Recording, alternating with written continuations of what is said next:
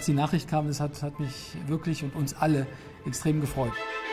Als wir erfahren haben, dass wir den Win-Schrödinger-Preis bekommen, waren wir natürlich überglücklich, weil der Preis eine Anerkennung unserer Forschung auf diesem Gebiet ist und das macht uns natürlich stolz.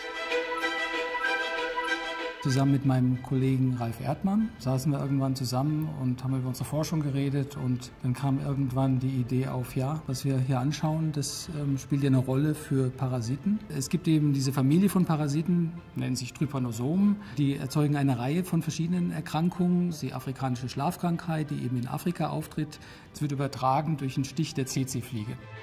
Dann gibt es aber eine Variante dieser Erkrankung, das ist die Chagas-Erkrankung, die tritt in Südamerika auf, wenn man von der Raubwanze gebissen wird. Currently, more than 20 million people are infected with one of these parasites, and the currently used drugs are either toxic and they are ineffective.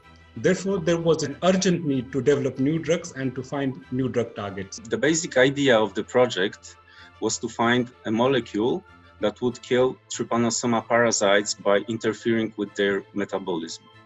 Die Frage ist, wie schaltet man nun so ein Organell aus? Die wesentliche Idee ist tatsächlich dann, Unterschiede im Grunde zwischen den menschlichen Importmaschinerien und den parasitären Importmaschinen herauszufinden, diese Unterschiede zu nutzen, um Inhibitoren zu entwickeln, die dann spezifisch diese Importmaschinerie der Parasiten blockieren und auf die Art und Weise das Organell ausschalten. That's why we focused on the PEX system, which is our lock, and our job was to find a key to that lock to unlock the therapeutic potential of PEX.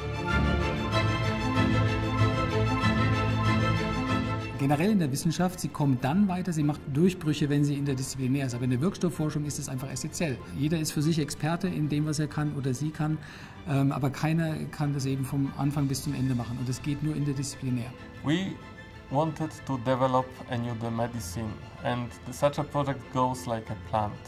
Initially, you just put a seed in the soil of good scientific collaborations, and from that seed, a plant grows, sprouts leaves, and then flowers. The flower is our Erwin Schrödinger Prize, but we still wait for the fruits, and the fruits would be a medicine that we can give to the people.